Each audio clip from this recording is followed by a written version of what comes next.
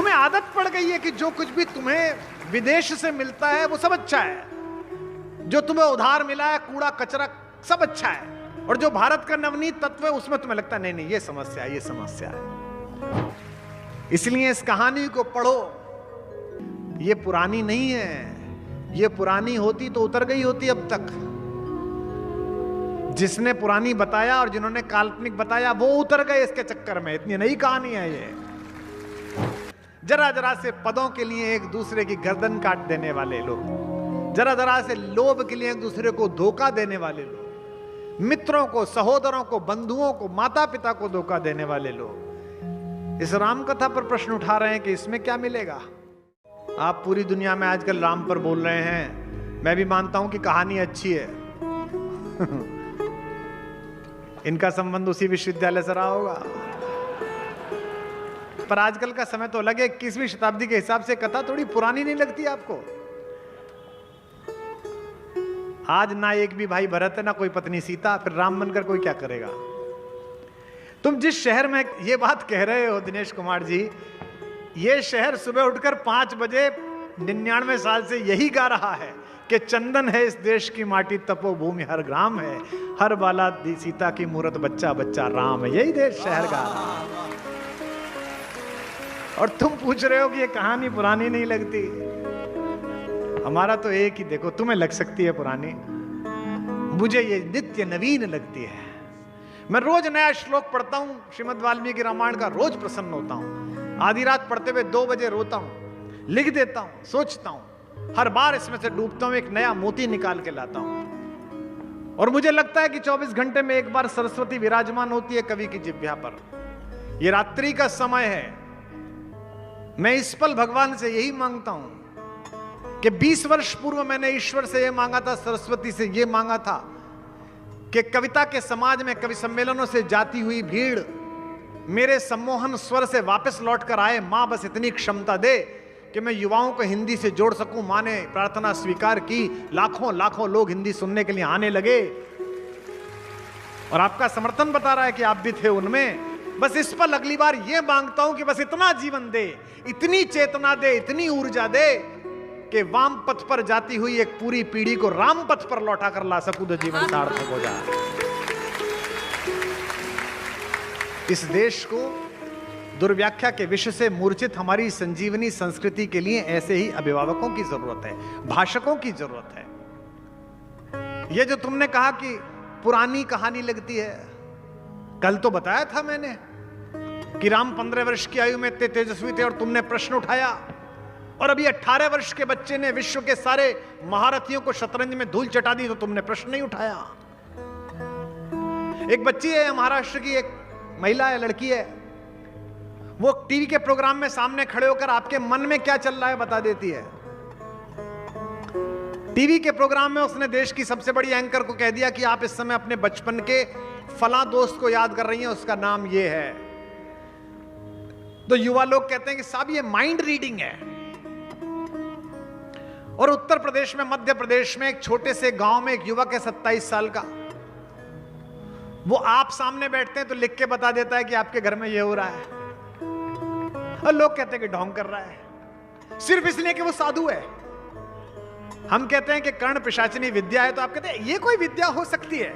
तुम्हारी मैथमेटिक्स हो सकती है, हमारा ज्ञान नहीं हो सकता है। वाह वाह वाह, हमारा कुत्ता कुत्ता, तुम्हारा कुत्ता टॉमी। ओहो, तुम्हें आदत पड़ गई है कि जो कुछ भी तुम्हें विदेश से मिलता है वो सब अच्छा है, जो तुम्हें उधार मिला है कूड़ा कचरा सब अच्छा है, और जो भारत का नवनीत तत्व है उसमें तुम्हें लगता है नहीं नहीं ये समस्या है, ये समस्या है। ये विश्वविद्यालय जो दिल्ली में, इनसे पूछिएगा, लोकतंत्र यूरोप से आया जी, यूनान ने सिखाया। अरे भाई कब सिखाया यूनान ने? अभी सिखाया जी, 300 साल पहले, 400 साल पहले। गर्भभार से खिन्न शकुंतला को दुष्यंत के घर पर पहुंचाने के लिए माता गौतमी गई। रात्रि के दूसरे प्रहर में, यानी कि रात को 3 बजे वो राजा दुष्यंत के महल में पहुंची। महल के बाहर सिपाही खड़े थे, और राजा कौन था? केवल भारत का नहीं था, विश्व का राजा था, पृथ्वी का, ब्रह्मांड का। और माता गौतमी ने पूछा, ये राजा दुष्यंत का महल है? बाहर खड़े हुए प्रतिहारी ने कहा, सिपाही ने कहा जी हां। माता गौतमी ने कहा क्या हम उनसे मिल सकते हैं? तो कालिदास लिखता है 1800 साल पहले, 2000 साल पहले, अविश्रमोयम लोकतंत्रस्य सर्वाधिकारः। This is your continuous constitutional right to meet your emperor at any time. यह आपका लोकतांत्रिक अधिकार है कि आप अपने राजा से किसी भी समय मिल सकते हो। यह भारत था। तुम वो पन्ना भूल गए, तुम इधर की तरफ आ गए। इसलिए इस कहानी को पढ़ो। ये पुरानी नहीं है, ये पुरानी होती तो उतर गई होती अब तक। जिसने पुरानी बताया और जिन्होंने काल्पनिक बताया वो उतर गए इसके चक्कर में। इतनी नई कहानी है ये। इसके सारे पात्र महान हैं, केवल एक नायक नहीं है इसमें। वो नायकों के नायक केवल एक नहीं है, उनके चारों तरफ सब नायक हैं। बहुत सामान्य से सामान्य कैरेक्टर भी वहां नायक है। परिवारों में अगर यह कहानी घटित हो रही है तो परिवार में अयोध्या का मंगल है, और परिवार में अगर महाभारत घटित हो रही है, सुचक्रम नैव दास्यामि विना युद्धेन केशवे, तो महाभारत का दंगल है। लेकिन एक बात दिनेश आपको भी करनी पड़ेगी, और दिनेश जी को बताना मैं सही कह रहा हूं। तुमने कहा कि भरत और लक्ष्मण जैसे भाई नहीं मिलते, हो सकता है तुम्हें ना मिले हों। भरत और लक्ष्मण जैसा भाई बनने के लिए पहले स्वयं राम बनना पड़ेगा। उसको अंदर से लाओ ना, अन्यथा तो पड़े मिलोगे। बड़ी दूर दूर से लोग सुनने के लिए आए। नोएडा से हमारे ये दो परिचित लोग बैठे। हमारे यहां एक बड़ा बड़ा भारी रईस परिवार था, बड़ा भारी रईस। अचानक उठे, एकदम रईस हो गए। वो एकदम पैसा कमा लिया उन्होंने, शराब के व्यापार में और अन्य व्यापारों में। छोटे भाई को एक छोटा सा फार्म हाउस चाहिए था 50 करोड़ का, जो उसके नाम था, और 1 लाख करोड़ के व्यापारी ने एक दूसरे को गोली मार ली। और पहला जो दृश्य आया तो टाटा टेम्पू में दोनों एक दूसरे के साथ पड़े हुए थे। बड़े वाले भाई की बाह पर छोटे वाले भाई का सिर था। दृश्य देखा और मैंने कहा, यही भरोसे की बाह अगर जिंदा रहते लगा दी होती तो तू भी जीवित रहता और ये भी जीवित रहता। तो दिनेश जी, आपको लक्ष्मण इसलिए नहीं मिल रहा क्योंकि आप राम नहीं हो रहे, अन्यथा तो इससे अनमोल कुछ था ही नहीं। आपने किसी और चीज को अनमोल समझा होगा। भगवान राम के राज्याभिषेक के बाद जब चारों भाई सुबह ही सुबह उठकर अपनी माताओं को प्रणाम करने के बाद गुरुदेव वशिष्ठ को प्रणाम करने के लिए गए, तो गुरुदेव ने कहा कि सम्राट राम का मेरी कुटिया में स्वागत है। राम को लगा कि गुरुजी व्यंग कर रहे हैं। राम ने कहा, जब मैं जंगल गया था उससे पहले आप मुझे पुत्र कहते थे। गुरुदेव, आप मुझसे कहते थे वत्स। आप भी समझ जाते हैं। आपके पिताजी जिस दिन आपसे आदर से बात करने लगे, आप समझ जाओ कुछ गड़बड़ है। मैं तो समझ जाता हूं। मेरे पिताजी जिस दिन मुझसे कहते हैं और भाई महाकवि, तो मैं समझता हूं आज पिटाई होगी। तो गुरुजी ने कहा, सम्राट आपका स्वागत है। तो राम चौंके। राम ने कहा कि मुझसे क्या भूल हुई गुरुदेव? ये तो रोज का काम है। प्रातः काल उठकर रघुनाथा मात पिता गुरु नावही नाथा, रोज का काम है। मैं रोज चरण छूने आता था सुबह सुबह। 14 वर्ष बाद आया हूं, राज्याभिषेक हुआ और आप कह रहे हैं कि सम्राट तुम्हारा स्वागत है।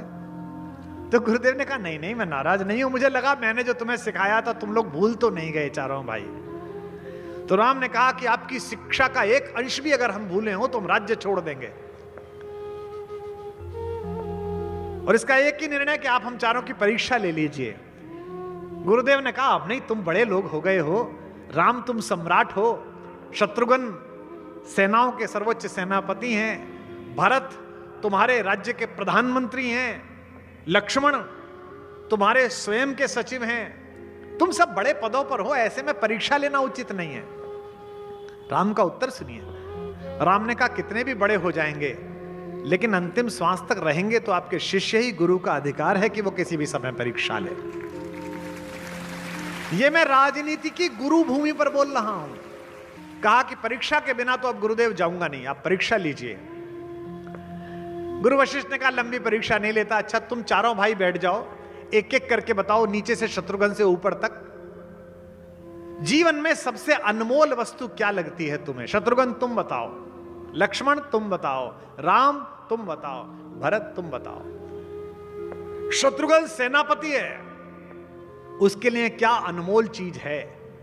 लक्ष्मण भगवान राम और भाभी के चरणों के सेवक हैं, उनके लिए क्या अनमोल है।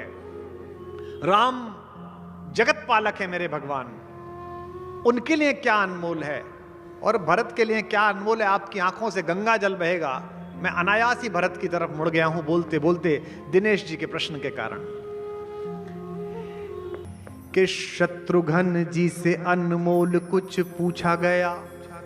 शत्रुघ्न जी से अनमोल कुछ पूछा गया। बोले वीरताई के समान भला और क्या। बोले वीरताई के समान भला और क्या। बोले वीरताई के समान भला और क्या। शत्रुघ्न जी से अनमोल कुछ पूछा गया। बोले वीरताई के समान भला और क्या। बोले वीरताई के समान भला और क्या। बोले वीरताई के समान भला और क्या। लखन से पूछा गया।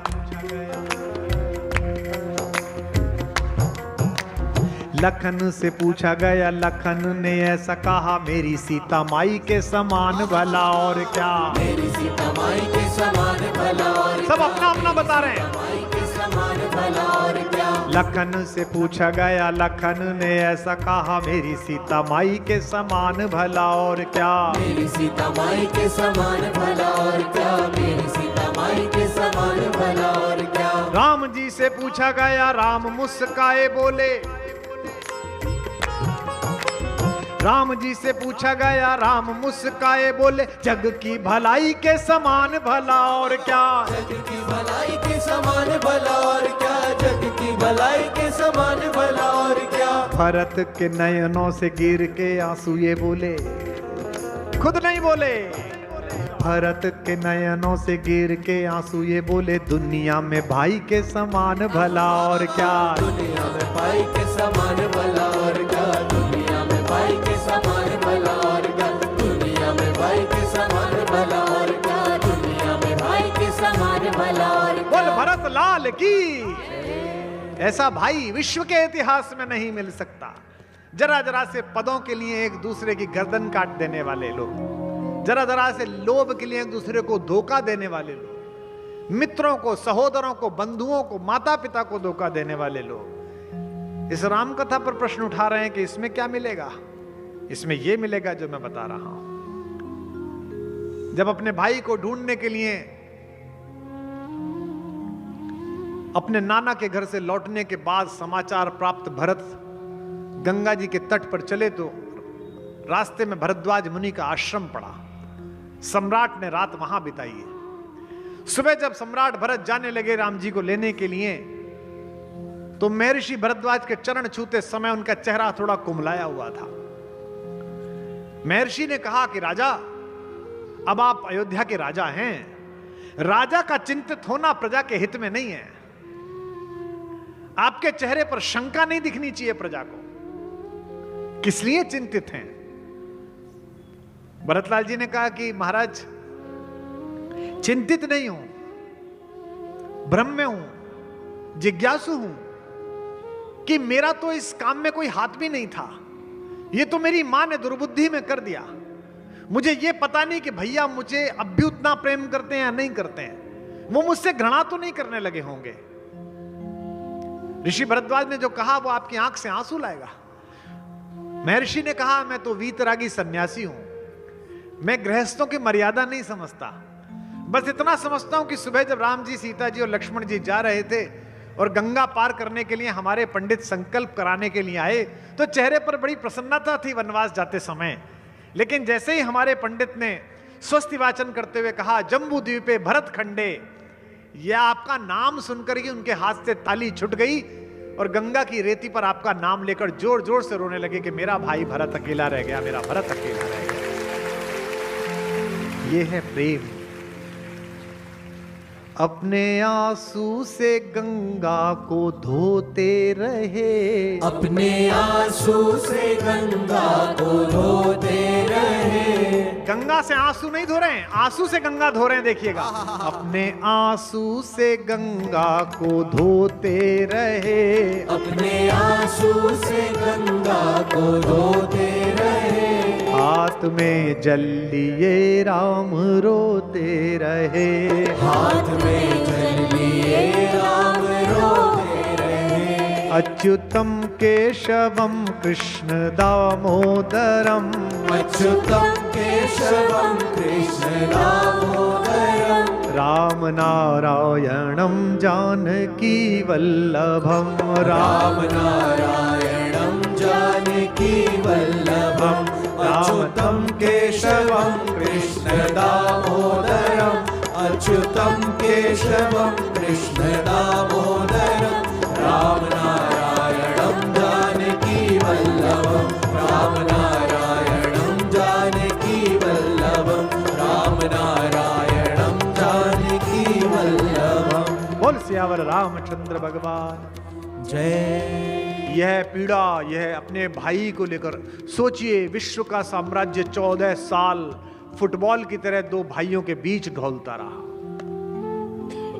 एक राम कथा में उल्लेख आता है कि जब भगवान पर्णकुटी बनाने के लिए गए तो वन देवी वहां उनसे मिलने के लिए पहुंची। वन की देवी ने कहा कि मेरे पुरखों का सौभाग्य जो मर्यादा पुरुषोत्तम आपके दर्शन हुए, इस निबिड़ जंगल में रहने के लिए मैं आपके लिए क्या सुविधा की व्यवस्था करूं।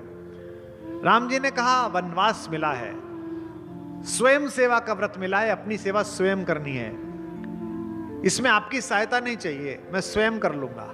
फिर भी उसने कहा मुझे कुछ तो आदेश दीजिए ताकि मैं कृतार्थ अनुभव करूं कि ईश्वर के लिए मैं कृतज्ञ हुई।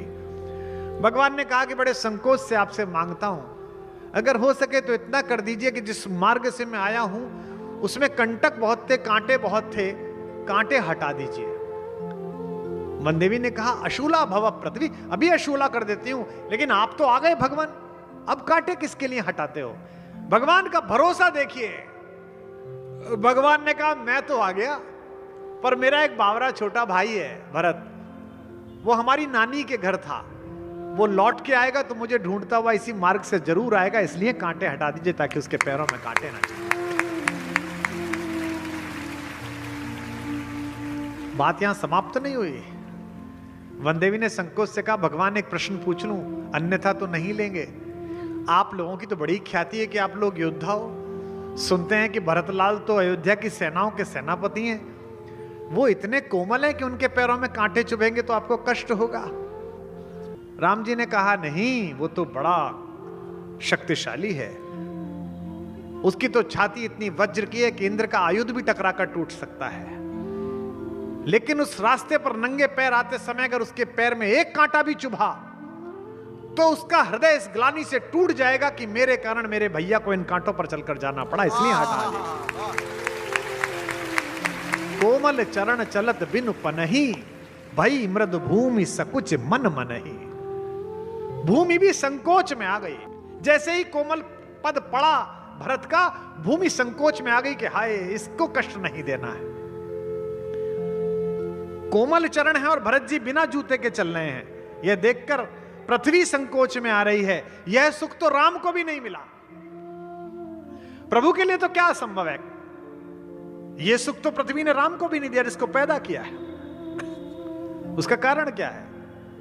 यह पूछा था मुझसे प्रश्न किसी ने संगमनेर में, मैं आया था बोलने के लिए कि आपने यह बात बोली कल, इसका उत्तर बताइए कि भगवान के समय तो पृथ्वी संकोच में नहीं आई, भरत जी के चलते ही संकोच में आ गई, क्यों?